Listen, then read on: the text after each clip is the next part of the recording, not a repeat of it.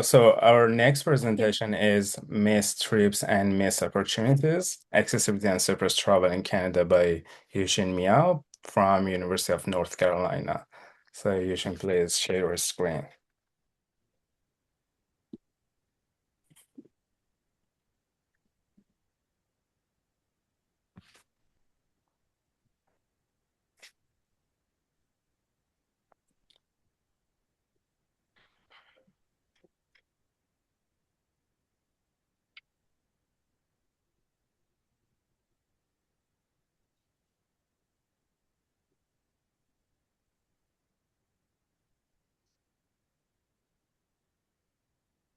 My name is Yuxin Miao. I'm a student from UC Chapel Hill. This is a presentation for missed trips, missed opportunities, accessibility, and suppressed travel in Canada. First, the background about this research. The concept starts with the overlap between transport disadvantage and social disadvantage. When people face both limited transportation options, they may experience transport poverty, which further leads to transport-related social exclusion, which reduce participation in economic and social life due to lack of sufficient mobility. Suppressed travel set subsets of latent demand and transport-related social exclusion, which describe trips or activity participation that people desire but do not make due to transportation options. For the short terms, it's our missed commitments and jobs opportunities turned down to long term, affecting their lifetime goals, shrinking mobility horizons. Prior research found that the major cause of suppressed travel is inadequate public transit service and driving barriers. Suppressed travels often involve essential needs like healthcare, work, and education. Prior research has mainly focused on specific populations and regions, finding that people with disabilities and older adults are more likely to suppress their travel.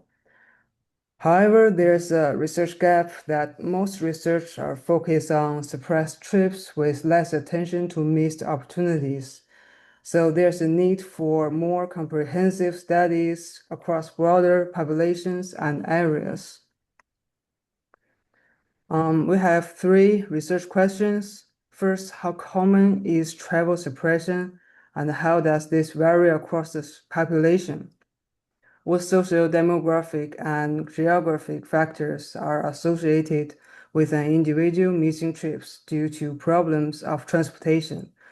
What role do observed and preserved transit accessibility play in the likelihood an individual experiences these different types of suppressed travel? And how does this effect vary across different social demographic and geographic contexts? To answer these three questions, we use the data from the National Survey of Transport Poverty for Canada, which includes 27,000 respondents across the country. We select three perception-based questions as our dependent variables. First, I missed commitment or appointments because of the transport options that are available to me.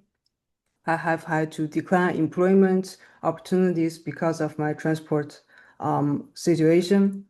I have decided not to pursue education opportunities because of my transportation situation.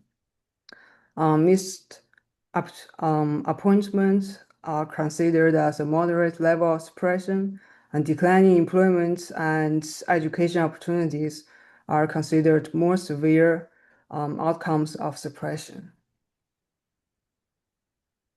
Our independent variables include five factors, which is demographic, including age, gender, disabilities, and socioeconomics, such as income, car ownership, house ownership.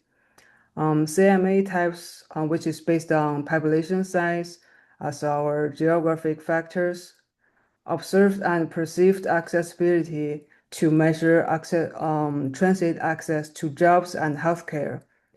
We also add housing and transport costs index to measure transportation affordability.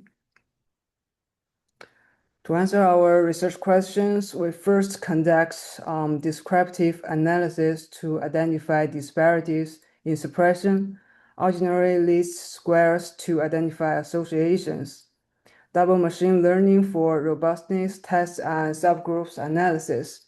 We use multiple false cross-feeding and stack learners. So basically, it's use control variables to predict accessibility, which is our treatment, and suppression outcomes, which is our outcomes. Then use the residual of accessibility and suppression outcomes to estimate the clean effect. Now I'll share some of our key findings in this research. First, over all populations, there are 13% of people agree with they have missed commitments due to transport options, and 24% agree with they had to decline employment due to transportation options. 15% agree with not pursue education. Looking into subgroups, immigrants, people with long-term disabilities such as seeing, walking, or mental health conditions, and young adults, which is contrast with our prior research. People who have at least one child, visible minorities, and indigenous Canadians are more likely to experience suppressed travel.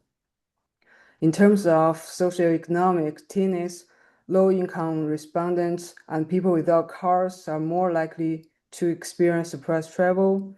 You can see almost 0.5% of people don't have a car access, agree with they have to decline employment due to transport options. CMA types shows a significant but small differences across all three outcomes. Here is a result of automobility and race.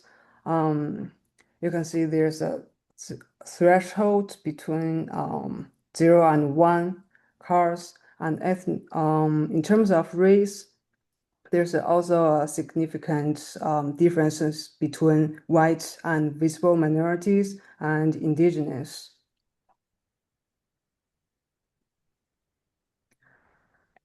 Turn to our regression model results. Consistent with descriptive results, low-income individuals and people without car access are more likely to experience suppressed travel. There's also tendency and patterns within our results, which is with increasing household income, people are less likely to experience suppressed travel. Having a private car shows the greatest impact on employment opportunities. There's a threshold between 0 and 1 private car. The additional cars beyond 1 show relatively limited additional benefits. And with increasing age, people are less likely to be suppressed. Young adults experience, especially in missing commitments and declining employment. In terms of accessibility, perceived accessibility shows significant impacts on the missed commitment and decline in employment opportunities. And higher perceived and observed accessibility is related to less likely to experience suppressed travel. Here are our robustness test results based on double machine learning with stack learner 4 learners. And you can see perceived accessibility is shown in yellow in the table, observed accessibility shown in red in the table. And we find that perceived accessibility is more consistent associated with suppressed travel outcomes, while observed accessibility may better capture moderate level of suppression like healthcare appointments, or daily social participation. Our subgroups analysis shows that observed accessibility shows a more heterogeneous relationship with suppressed travel than perceived accessibility. That this pattern may suggest that observed accessibility capture certain structurally disadvantaged groups, while perceived accessibility may better capture a more general experiential dimension of transport disadvantage. Suppressed travel, based on our research, suppressed travel is a mechanism of exclusion in employment and education. And we also find the car access remains the major dividing line that people don't have a car access are more likely to be suppressed. Perceived accessibility has a strong predictive power, but observed accessibility is significant among subgroups at risk of transport poverty. For future research and policy, we suggest that can we forecast how investments can unlock this needed travel?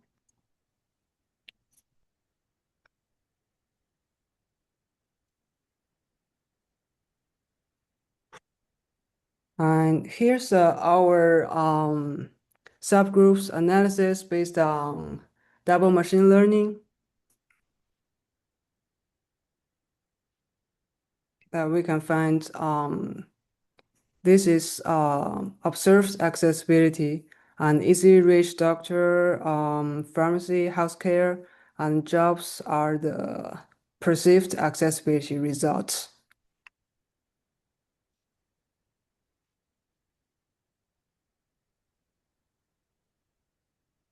All right, thank you so much. Thank you so much, Yuxin, for your presentation. So before we move to the next presenters in the next session, are there any questions or comments from audience?